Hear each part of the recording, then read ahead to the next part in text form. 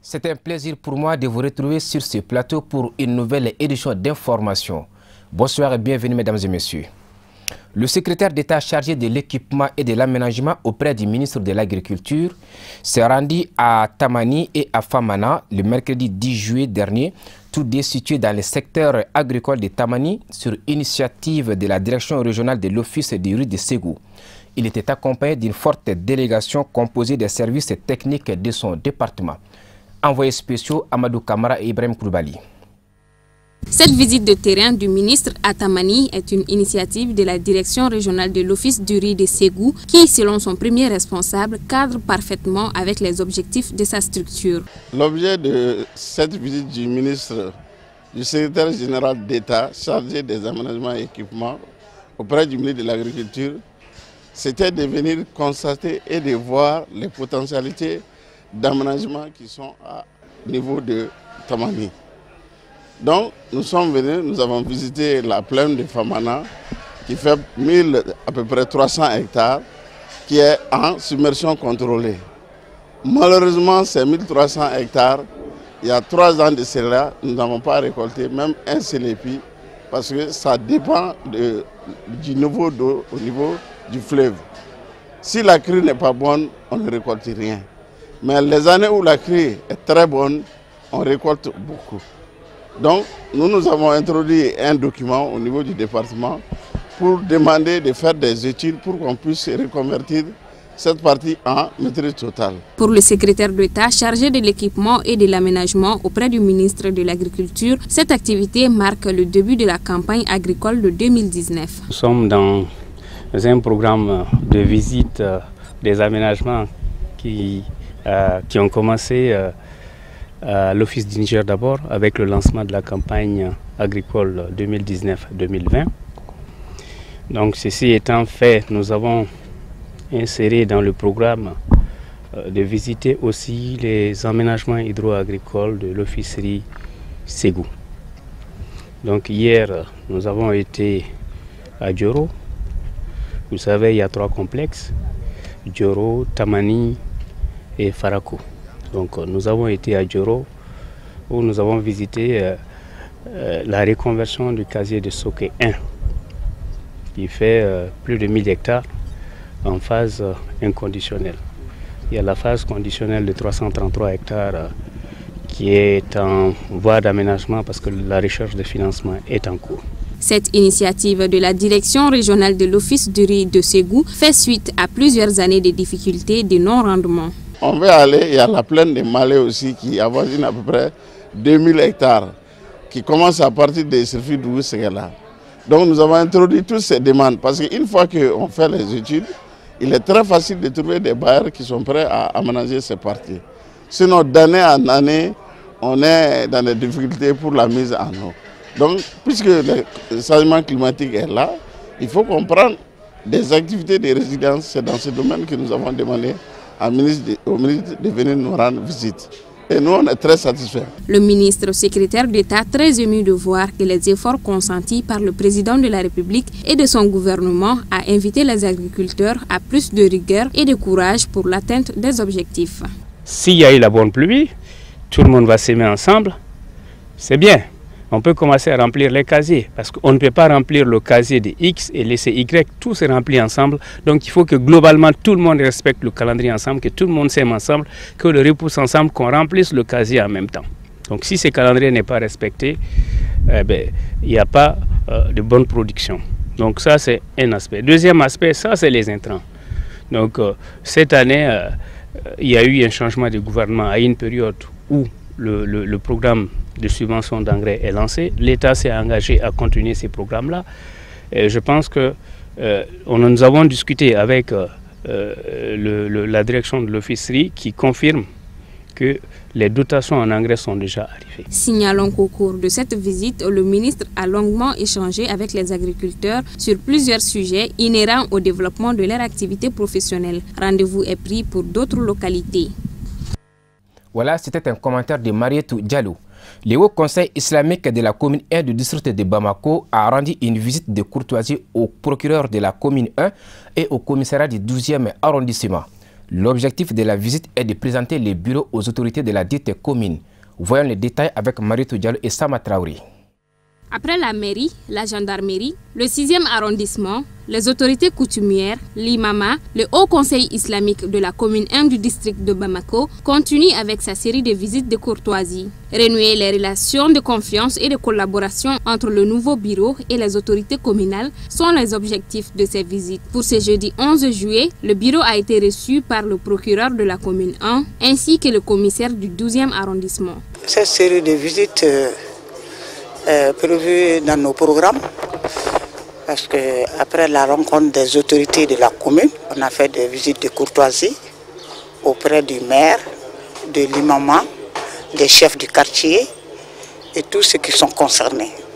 Aujourd'hui, c'est le tour de la procureure de la commune 1 et le commissaire du 12e arrondissement. Il s'agit de prendre contact avec eux et de se faire connaître.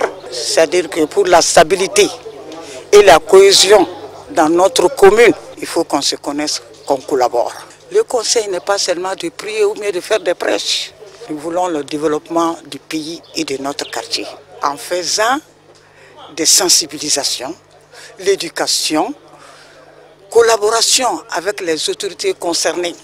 Chacun doit se considérer comme soldat dans ce pays. La franchise entre nous, la collaboration pour la cohésion, la paix de notre pays. Une première de recevoir une telle délégation. Cela démontre ô combien le Haut Conseil islamique accorde de l'importance aux autorités communales. Ce sont là les mots du commissaire du 12e arrondissement, très content de cette initiative des dignitaires religieux. Ce matin, j'ai reçu la visite d'une commission du Haut Conseil islamique de la commune 1. J'avoue que c'est un grand honneur pour moi de recevoir cette commission, avec laquelle on a eu de bons échanges. Et on a profité de cette occasion aussi pour rappeler les missions de la police à cette commission qu'on a reçue ce matin. Et aussi on a demandé à cette commission aussi d'être notre porte-parole auprès de la population pour faire comprendre à la population que nous, la police, nous sommes là pour elle. Parce que notre mission, c'est la sécurité des personnes et des biens. Donc à cet effet, nous sommes là pour la population. Et donc sans la population, nous ne pouvons pas en tout cas mener à bien notre mission. Donc pour ce faire, on a été vraiment très content de constater que les représentants de cette commission sont dans la même logique, dans la même logique que nous. Donc nous avons effectivement profité de l'occasion pour leur dire de demander, de sensibiliser la population afin qu'elle puisse aider la police, collaborer avec la police, parce que c'est le seul gage pour nous, pour la police, en tout cas, de réussir sa mission. Ce nouveau bureau du Haut Conseil islamique de la commune 1 a été renouvelé le 2 avril 2019 et chapeauté par Mohamed Sissé. La Banque nationale de développement agricole BNDA a procédé mercredi 10 juillet à la remise de plus de 3000 complets de pain d'une valeur de plus de 50 millions de francs CFA destinés aux pèlerins des 4 agences de voyage partenaires qui sont notamment Shirfula Voyage, Fakibin Voyage, STV Voyage et Albarka Voyage. La remise a eu lieu dans la grande salle de conférence du centre islamique de Bamako. C'est un reportage de Kafne Batile et Ablay Sogodougou. Durant les séjours sur la Terre Sainte, beaucoup de pèlerins sont confrontés à plusieurs tourments. C'est pour pallier à toutes ces difficultés que la banque BNDA a jugé nécessaire de voler à leur secours en offrant des pagnes aux pèlerins des 4 agences de voyage partenaires, notamment Shirifla Voyage, Fakibin Voyage, STV Voyage et Albarka Voyage, afin qu'ils se reconnaissent et ne se perdent pas. Je remercie beaucoup nos clients, à commencer par nos clients partenaires qui chaque année font des gros efforts pour organiser un voyage à la Mecque. Ça, c'est très très important. Donc nous essayons effectivement de les accompagner lors de ce voyage-là. C'est un événement très important pour la banque, pour le pays et pour tous les musulmans. C'est à cause de ça que nous distribuons un kit à tous les pèlerins. On a fait au moins un minimum de 3000 pagnes, à hauteur à peu près un peu plus de 50 millions. Cette donation est une tradition pour la banque BNDA depuis plusieurs années à l'endroit des pèlerins qui envisagent d'effectuer le voyage à la Mecque au compte de ses partenaires. Pour les 4 agences de voyage concernées, le choix de la BNDA n'est pas fortuit. C'est la première fois on a reçu une banque pour distribuer en tout cas les pains aux pèlerins. Cette année, donc, on a travaillé avec BNDA. Bon, raison pour laquelle on a vu que le départ, c'était transférer l'argent pour aller en Arabie Saoudite. Donc on a vu que franchement, c'était une tâche facile. Avant, on travaillait avec des banques. Donc si on a envoyé l'argent peut-être 3 ou 4 ou une semaine, donc on peut pas trouver l'argent pour travailler. Mais cette année, on a vu que on a envoyé l'argent peut-être 2 ou 3 jours. L'argent est tombé. Donc tous les guides qui sont partis, comme le directeur Ali Sidibé, celui qui était envoyé de l'agence, donc ils ont trouvé l'argent facilement et puis travaillé comme il faut. En tout cas, cette année, on remercie la banque BNDA. Nous sommes là cet après-midi pour venir répondre à l'invitation de la banque BNDA. On est vraiment contents. Ils nous ont offert des pagnes pour les pèlerins, pour que les pertes en général sur le terrain puissent diminuer. Vraiment, c'est une très bonne initiative. Nous ne faisons que les remercier de leur bonté envers tous les Maliens et tous les pèlerins. Les pèlerins des 4 agences de voyage partenaires de la BNDA ont tous remercié la banque pour ces gestes d'une importance capitale dans l'accomplissement du 5e pilier de l'islam sur les lieux saints de l'islam. Je souhaite bon aller-retour à tous les pèlerins, filières, gouvernement ou privé, tout confondu. Bon vent surtout à la BNDA qui nous a offert des pagnes.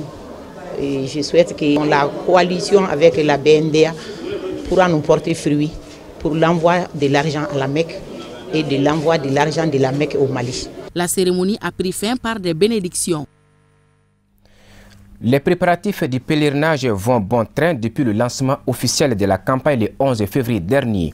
Les agences travaillent d'arrache-pied afin de permettre aux pèlerins d'accomplir les rituels du 5e pilier de l'islam dans les meilleures conditions au lieu saint de l'islam en Arabie Saoudite. Une de nos équipes de reportage a fait le tour de certaines agences de voyage. Je vous propose d'écouter quelques acteurs du domaine au micro d'Al-Hamidou Badini et Seydou Niari. Concernant les dispositifs à la Mecque, je crois là où nous sommes aujourd'hui, on peut dire aussi que ça aussi tout est fin prêt. Et donc ils n'attendent que l'arrivée des pèlerins. Et les hôtels aussi sont fin prêts, que ce soit à Madina ou à la Mecque. Les hébergements sont disponibles pour les pèlerins. Je crois qu'ils ne vont pas avoir de difficultés pour cela. Cuba Voyage est fin prêt pour le pèlerinage et je crois aussi nos pèlerins seront dans de bonnes conditions. Et concernant les départs sont prévus pour le 18 de ce mois et pour le premier convoi. Tout ça est garanti parce que tout de suite là, le directeur de l'agence Ali Sidibé, donc il était parti à la Mecque pour aller signer les maisons que les pèlerins doivent descendre dedans, et puis les nourritures aussi, et puis les cars qui vont prendre les pèlerins à l'aéroport pour aller à la maison. Et puis en tout cas, toutes les choses que nous avons besoin donc, pour faire ça aux pèlerins, en tout cas, toutes les choses sont prêtes. Parce que Chérif, il a avancé des millions avant qu'on écrit même au nom d'autres pèlerins. Parce que lui, il a déjà fait tout. Les nourritures, les cars, les moutons, tout. Dans le cadre du pèlerinage, on est dans les derniers virages. Qui sait que depuis le 11 février 2019, le ministère en charge du Hajj, le ministère des Affaires religieuses et des cultes, a fait officiellement l'ouverture de la campagne Hajj. Et nous sommes au mois de juillet, et au mois de juillet, c'est le positionnement pour les prochains départs.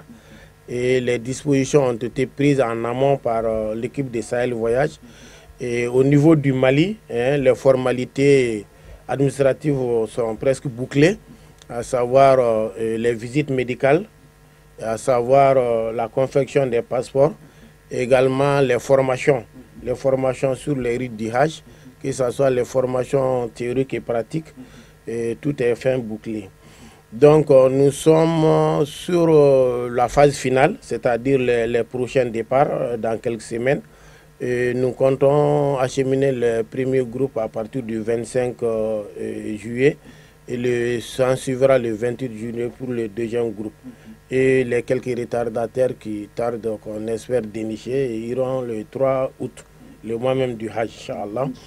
Donc au niveau d'Arabie Saoudite également, les dispositions ont été prises depuis le mois de Ramadan, c'est-à-dire avec la signature des différents contrats de prestations, et les prestations à Mina Arafat durant les 5 jours du Hajj, c'est-à-dire les transports de bus, également la restauration, les tentes. Et bien avant ça, les pèlerins maliens, généralement, ils commencent par l'étape de Médine. On a signé les contrats d'hébergement qui permettra à faire les 8 jours les ziyaras sur les sites islamiques. Fidèle à ses engagements de reconnaître le mérite des hommes dévoués pour la cause du pays, l'Association des jeunes premiers du Mali, AJPM, a procédé à une remise d'attestation de reconnaissance des trophées Tiwara et des médailles à M. Ibrahim Kamara, directeur général adjoint de la douane de Kati. L'événement s'est déroulé le dimanche 7 juillet au Palais de la Culture Amadou Ampatiba de Bamako. C'est un reportage de Samaïra Sanogo et Khadijatou Mbaye ainsi que Ibrahim Koulibaly. Après ses nobles services dans plusieurs localités du pays, l'inspecteur des douanes, Ibrahima Kamara, continue avec ses efforts inlassables pour l'émergence de l'économie malienne à la direction régionale de Koulikoro, ce qui lui vaut cette reconnaissance de l'Association des jeunes premiers du Mali. Pour rehausser l'éclat de cet événement, les autorités politiques et coutumières de la commune 5 sont venues apporter leur soutien et faire des témoignages sur l'homme en question. Aujourd'hui, pour M. Kamara, je suis très content. Je ne peux qu'apprécier. Et chaque fois que je viens, c'est une répétition. Je dis, tout ce qu'on fait en vivant, il faut le récompenser. Ça va nous servir de leçon. Et bien, ça va me donner vraiment... Et ça nous sert d'exemple. Donc, je ne peux qu'encourager M. Kamara davantage, doubler d'efforts et d'être exemplaire. Quelqu'un qui travaille bien dans ton pays, vraiment tu seras récompensé. L'heureux bénéficiaire du jour, qui n'a pas manqué de saluer l'Association des jeunes primés du Mali, a réitéré toute sa gratitude à l'ensemble des douaniers, ses collaborateurs, avant d'exprimer sa joie et sa fierté. Je reçois avec joie, je remercie, je félicite l'Association des jeunes primés du Mali pour cet exemple que les jeunes du Mali doivent se servir de ça. Bien sûr, parce que cette distinction a une valeur. Cette valeur n'est qu'un encouragement de ce que tu fais pour que tu puisses redoubler ça. C'est une motivation. La distinction, c'est une motivation de bien faire. Pour l'Association des jeunes premiers du Mali, le choix porté sur l'inspecteur des douanes, Ibrahima Kamara, se justifie par son sens élevé du patriotisme et ses actions de citoyenneté. Au Mali, on constate que ça appelle la mort qu'on distingue les gens. Donc, vu après les enquêtes que nous avons menées, après M. Ibrahima Kamara, ont montré qu'il mérite aujourd'hui d'avoir ces différents trophées. C'est qu'il a commencé d'abord à travailler dans les régions. Il a commencé dans les régions. Il est parti dans les cercles. Après, il est revenu ici à Bamako. Après, il est allé à Mopti. Et après, encore, il est revenu à Kati. Et il est reparti, après, il est revenu encore. Donc, quand tu vois quelqu'un qui travaille dans une structure et tu vas et après tu reviens. Donc, on voit que si tu ne travailles pas, tu ne peux pas avoir ce choix. Pour joindre l'utile à l'agréable, des projections vidéo retraçant le parcours professionnel de M. Ibrahima Kamara, les notes de la fanfare, des prestations artistiques et des cantiques islamiques étaient au rendez-vous de cette cérémonie de reconnaissance. À présent, voyons l'actualité internationale, un commentaire d'Amadou Diallo.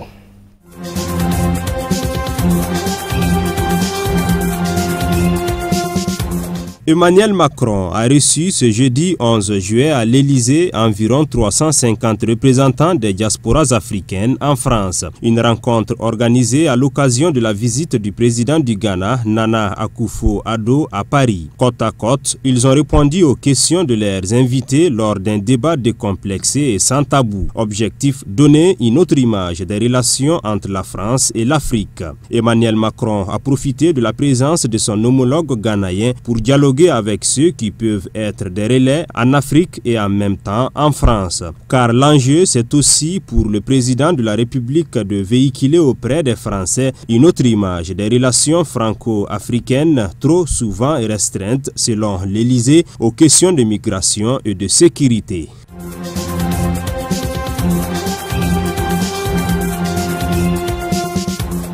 Les pays d'Afrique de l'Ouest qui respectent les critères de convergence devront se prononcer ensemble pour savoir s'ils adoptent dès 2020 l'ECO comme monnaie commune, a déclaré mardi le président ivoirien Alassane Ouattara à l'issue d'un entretien avec Emmanuel Macron. Les chefs d'État de la CEDEAO, communauté économique des États de l'Afrique de l'Ouest, ont décidé qu'ensemble, à 15, nous allions mettre en place une nouvelle monnaie qui s'appelle l'ECO. À terme, le franc CFA s'appellera l'ECO, a indiqué Ouattara, évoquant la décision annoncée le 29 juin lors d'un sommet de la CEDEAO à Abuja d'adopter cette monnaie commune. Mais tous ne pourront adopter cette nouvelle monnaie en 2020, a souligné le président ivoirien. Cela dépend de la volonté de chaque État. Interrogé sur l'avenir du très critiqué franc CFA, le président ivoirien refuse d'y voir une monnaie condamnée. Les monnaies vivent au rythme des États, a-t-il commenté.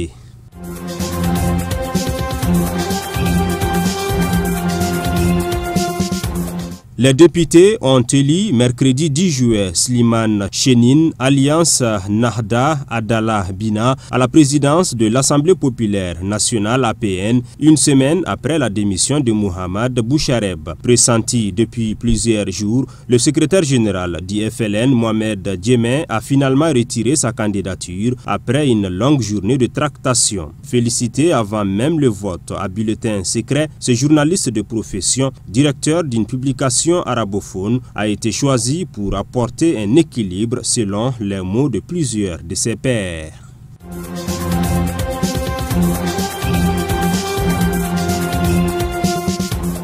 Dimanche 7 juillet, à Niamey, au Niger, l'Algérie et le Maroc ont annoncé leur adhésion à la zone de libre-échange continentale africaine lors du 12e sommet extraordinaire de l'Union africaine. Cependant, Rabat a souligné que cette adhésion n'était en aucun cas une reconnaissance de fait de la République arabe sahraoui démocratique. Nasser Bourita, ministre marocain des Affaires étrangères, s'était posé la question comment une entité qui n'a pas de territoire pourrait appartenir à une zone de libre-échange. Il a dans ce sens indiqué que l'aberration est flagrante. Si cette entité va faire du commerce à partir de Tindouf, dans le sud-ouest de l'Algérie, ça va être du commerce interne dans un autre pays de l'Union africaine, qui est l'Algérie, a expliqué le ministre, se demandant avec quelle monnaie cette entité va-t-elle le faire. Si ce commerce aura lieu, c'est avec la monnaie algérienne, a-t-il soutenu. Évoquant la circulation des marchandises, Nasser Bourita a souligné qu'elles doivent passer par une douane. Ça sera celle de l'Algérie, donc c'est ça l'aberration que le Maroc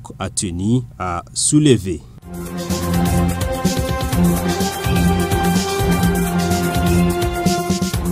Le comité de haut niveau de l'Union africaine sur la Libye s'est dit préoccupé par les ingérences extérieures et a proposé un envoyé spécial ONU-UIA dans les conclusions du sommet de l'Union africaine de Niamey. En outre, le comité a proposé la nomination d'un envoyé spécial conjoint de l'UIA et des Nations Unies en vue de renforcer la coordination des efforts des deux organisations sur la base d'une feuille de route unique à élaborer par cet envoyé spécial conjoint comme outil pour apporter un soutien unifié aux efforts de paix déployés par les Libyens, indique le texte. Selon une source diplomatique de l'UIA, la réunion avait été tendue. Selon une autre source diplomatique, le président égyptien Abdel Fattah al-Sisi, pourtant président en exercice de l'Union africaine et omniprésent lors du sommet, n'a pas voulu y participer, laissant son ministre des Affaires étrangères, Sameh Choukri, y représenter l'Égypte.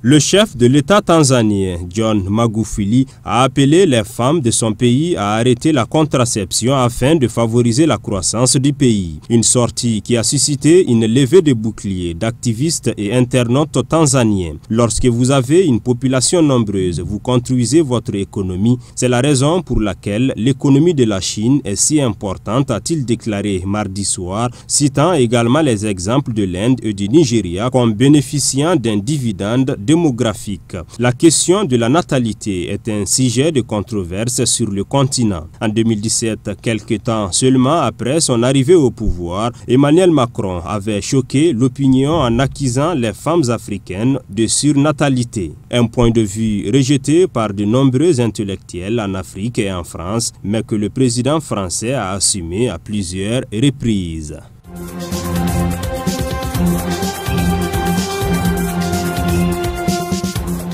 Page sport dans ce journal.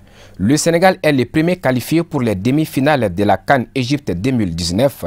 Qualification acquise lors des matchs accrochés contre une équipe courageuse du Bénin. Voilà donc 13 ans que le Sénégal attendait de retrouver les demi-finales de la CAN. C'est désormais chose faite pour les Lions de la Teranga. Les Sénégalais prenaient ces quarts de finale par le bon bout et mettaient la pression sur le Bénin durant les premiers quarts d'heure. Par la suite, les débats s'équilibraient et le Bénin se procurait une belle occasion par Poté qui reprenait d'une belle talonnade un coup franc de sous-coup. Les 0-0 à la pause étaient logiques et les Lions devaient faire plus alors que le Bénin était dans son rôle. En seconde période, il a fallu attendre la 69e minute pour l'ouverture du score par le Sénégal, but marqué par Gueye, le seul de la partie qui envoie les Lions de la Teranga en quart de finale.